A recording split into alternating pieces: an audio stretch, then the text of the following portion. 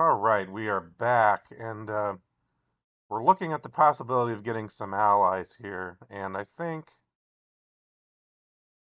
I do like the idea of maybe recruiting the dwarf and then talking to the bard.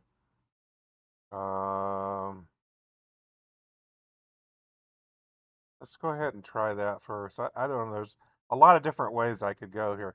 Vam makes his way to the bar where the dwarven warrior nurses a tankard of dark ale. The dwarf looks up at you with sharp, tired eyes. His beard is streaked with gray, and his armor is battered, but clearly well used. Not rusted, not neglected. The warhammer leaning against his stool has the dents and scars of many battles. He sizes you up in silence for a long moment, then snorts. Human, you've the look of one who's seen steel and blood. You're no sellsword drunk on coin, though.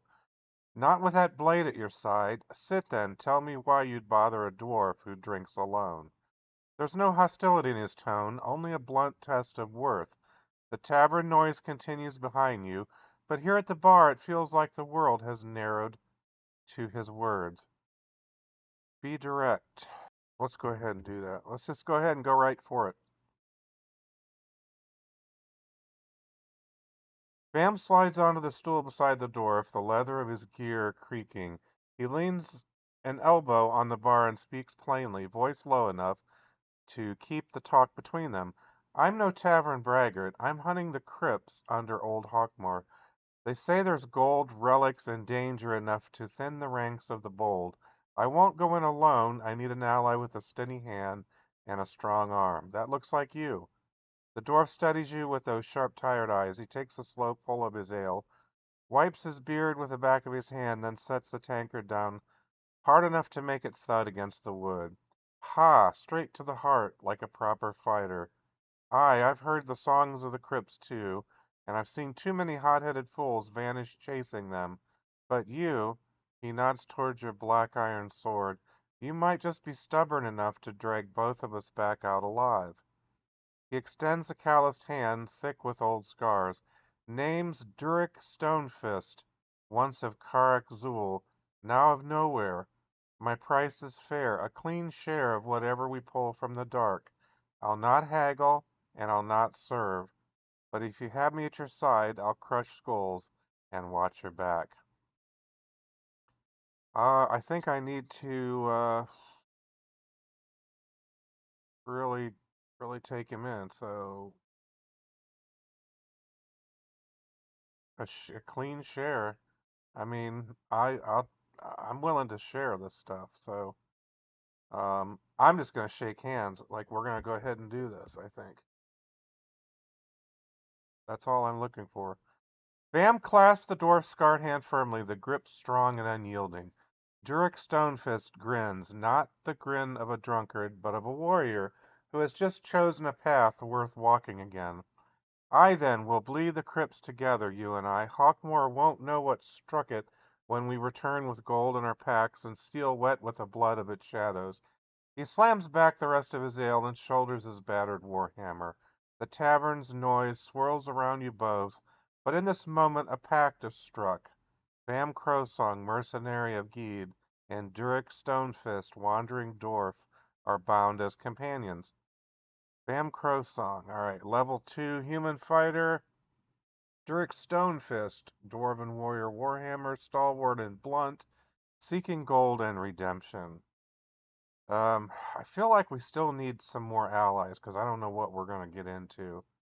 Um, let's seek some more allies here. And I hope the dwarf is going to be open to that. That's the only issue. With Durik Stonefist now at your side, the two of you share a firm nod and turn back to the tavern's crowd. A fighter and a dwarf are strong, but Hawkmoor's crypts are the kind of place that swallows whole companies. More steel, more cunning, more eyes. You'll need them. Durik scratches his beard, scanning the room. Plenty of blades here, but most are dull from drink or cowardice. Best pick carefully, lad. A rotten plank in the bridge, and we'll all fall into the chasm. You survey the tavern once more, now with a companion's eyes. The three sellswords still huddle over their map, their mugs mostly untouched. Their armor is mismatched, but their discipline shows in how they watch each other's backs. The bard is spinning another tale of Hawkmoor's Undercity, and more than a few drinks lean at the mention of gold in the crypts. He seems to know more than he's letting on. The cloaked adventurers are still arguing in the corner. One gestures angrily at a coin purse, the other keeps glancing toward the door, as if they're about to split ways. A pair of halfling gamblers near the fire laugh and toss dice, but their daggers on the table suggest they're more than harmless merrymakers. Wow, we've got a lot of choices here. We have got a lot of choices. Let's think about this. All right, so just so you know, I'm going to switch over to voice mode here. Let's approach the bard and talk to the bard.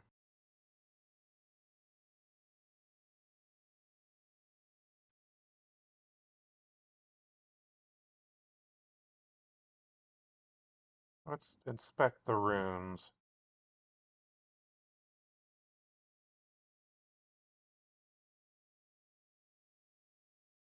Let's have it read back. Vam crouches slightly, moving closer to the runes etched along the iron door. The faded carvings pulse faintly in the torchlight, curling into shapes that suggest an old protective charm, long dormant but not entirely powerless. The bard leans over your shoulder, tracing the symbols with his fingers. Open quote. These runes, they speak of warding against intrusion. They don't seem active, but disturbing them carelessly could trigger something nasty. Whoever placed this door wanted it secured. Close quote. The halflings whisper from the edges, watching for movement, while Durik keeps his warhammer ready. Options after examining the runes. 1. Attempt to disable or dispel the ward. Vam can try to interfere with the magic in Arcana check. 2. Leave the runes intact and use the key cautiously. Rely on the key as intended, minimizing the risk. 3. Retreat. Decide the ward is too risky and explore another part of the underworld. Do you want to try to disable the ward or use the key cautiously? All right, guys, in my opinion, I don't have a lot of help with magic. I'm a fighter, so I'm just gonna think we need to go ahead and just use the key cautiously. Let's try it. And we're gonna have a readback. I think the recording is at least working for the readback now. Sorry about that. That's my own issues with Bandicam. Vam steps forward, careful not to touch the etched runes, and fits the ancient key into the tarnished keyhole. The metal slides smoothly, as if it remembers its purpose after centuries of neglect. With a low click and groan, the heavy iron door begins to swing open. A cool, musty draft drifts out, carrying the scent of earth, old stone, and something faintly metallic. Blood or rust. It's hard to tell. The room beyond is shrouded in near total darkness, but from the map on the scroll, the party knows it's a sizable chamber. The halflings move to the front, lanterns and torches ready. Durik positions himself slightly behind them, muscles tense, warhammer at the ready. The bard follows, hand near the dagger at his belt, eyes scanning for movement. Open quote. Quiet, whispers Vam. Something's waiting in there, and it isn't friendly. Close quote.